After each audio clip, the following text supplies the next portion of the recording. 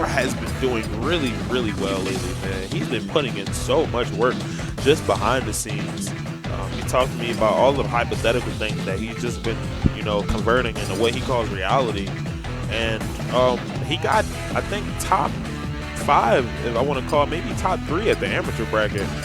And we took those 2, which is, you know, it's no small feat. There were a bunch of good players there, so I want to give a shout out to him. Definitely on a rise. Going to put some of those skills on the play right here versus his boy Applejacks. Okay.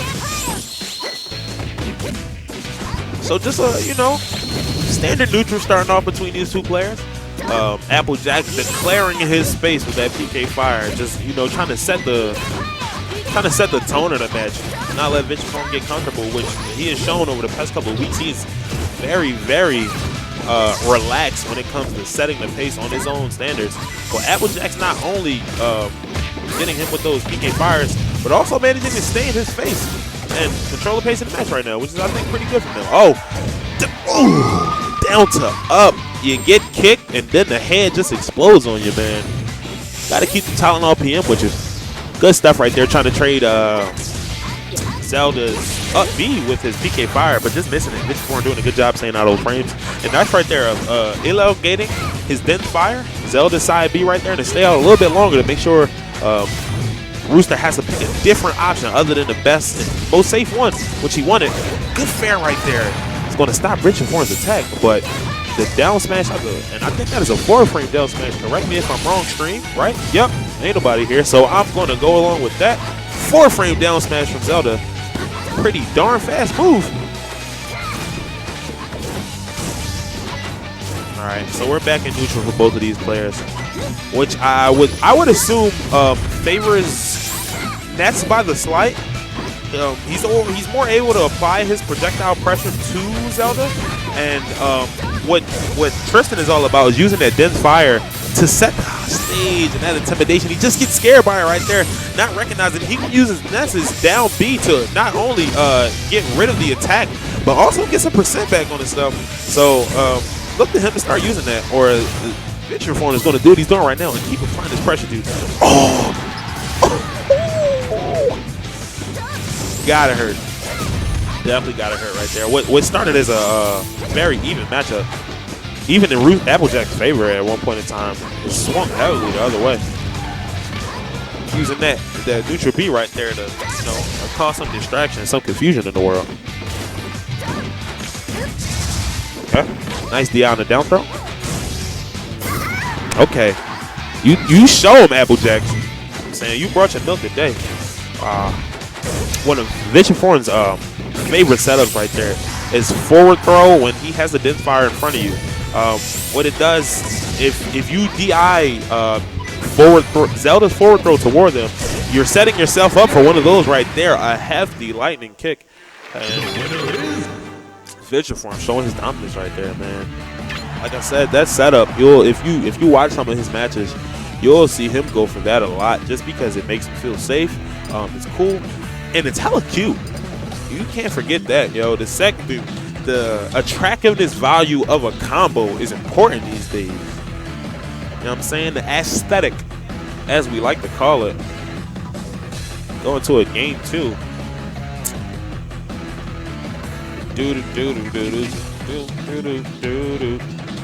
Man, this music pack is bumping.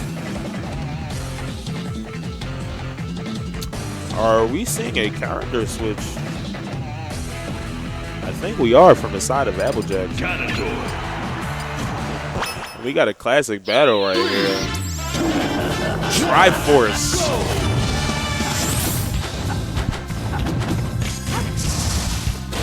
All right, so I definitely think this is a lot less tilted in Ganon's favor than it was in Ness's. Just because Zelda does a damn good job of keeping Ganon at bay with her multiple projectiles and those Noryu love setups. I definitely think it's going to be rougher for Applejacks to get in, but I feel like what he's trying to sacrifice.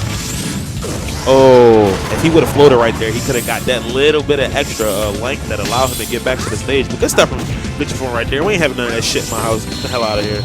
Take your shoes off, B. Like I said, what Applejacks was trading for is evenness and neutral. I think he's going for just the harder punishes. A little bit more simple with Ganon. You know, once you manage to find a decent hit, you can do some amazing stuff to your opponent. And by amazing, I mean that shit shouldn't work.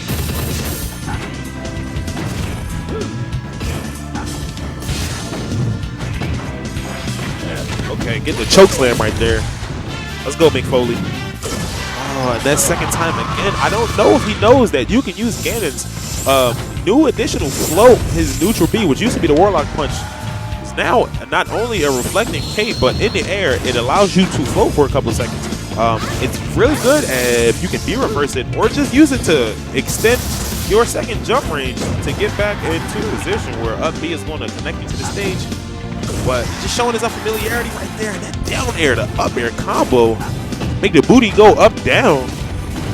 Kevin Hart in the building, and Vitriform is just tagging on this percent slowly, man. It's definitely more excruciating to watch with Ganon versus Zelda than it was Ness, just because at most times Ness can retaliate in neutral with a good option, whether it be his PK Fire or PK Thunder. Not the best, but something to alleviate some pressure from, whereas Ganon, you going balls deep at all times. You know, you have to get in there. You have to maintain spacing advantages on your opponent, else you just get dueled without no cards. You know what I mean? Vitriform showing off right now. Gonna get the up smash and follow up with an air. His jump is gone, but he gets the land. And that Das Boot, the young Timberland shouted. Okay, going for the difference right here. What was even a difficult matchup before has become even more difficult now. You do not get the opportunity to see Vitriform's Sheik much, so this is pretty refreshing. Oh, and that is definitely bad DI right there, leading to a JV4. A respectable match right there from Applejacks.